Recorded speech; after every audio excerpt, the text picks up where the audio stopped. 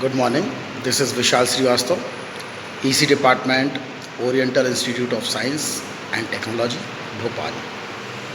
Let us implement the practical for PWM.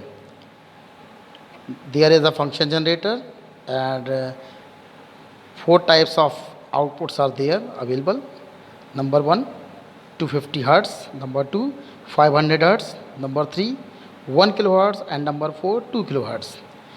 2 kilohertz is higher, so I am selecting 2 kilohertz as an input. I am connecting natural sine wave of 2 kilohertz and connect this terminal to the sample and hold circuit input. This is the input section for sample and hold circuit. Here you can see the first waveform, input waveform in the CRO in the first channel through this cord, and the output of PWM modulator with the help of this cord, which is connected to the second channel of the CRO. So here you will see the output waveform. Okay, so I am connecting the output of function generator 2 kilohertz sinusoidal signal to the sample and hold circuit. Here you can get the natural sampling, and at this terminal you can get the flat top sample. So here I am selecting the flat top sample by connecting this terminal. The output of flat top sample is connected to the PWA modulator signal.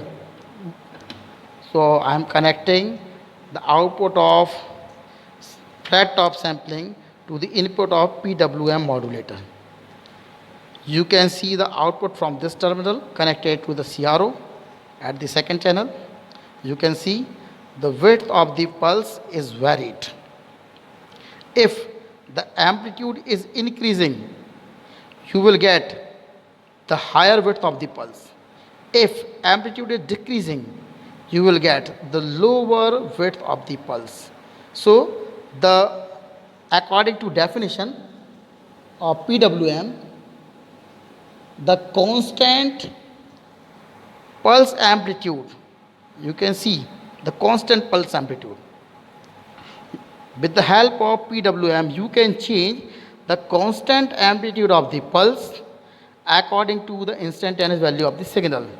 Means you will get this type of waveform where two types of outputs are there, two types of width are there. If amplitude is increasing, the width is higher. If amplitude is decreasing, the width is lower. This is the output of PWM signal. Now I am trying to demodulate the signal. So I am connecting the output of modulated signal to the demodulator. From this terminal, you can feed the output of PWM modulator. Now I am selecting amplifier section to amplify the signal. This is the demodulation section. So I am connecting the PWM modulator output to the input of amplifier block. Here you can get the amplified version.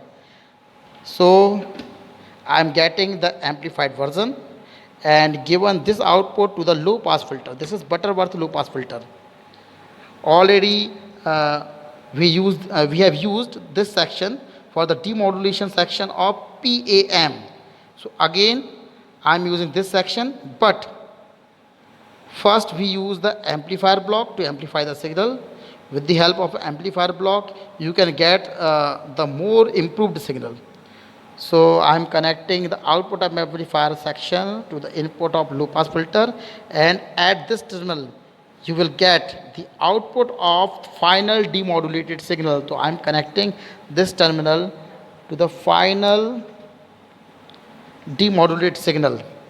You can see demodulated signal. Here you can see the demodulated signal, but it is distorted. This signal is distorted.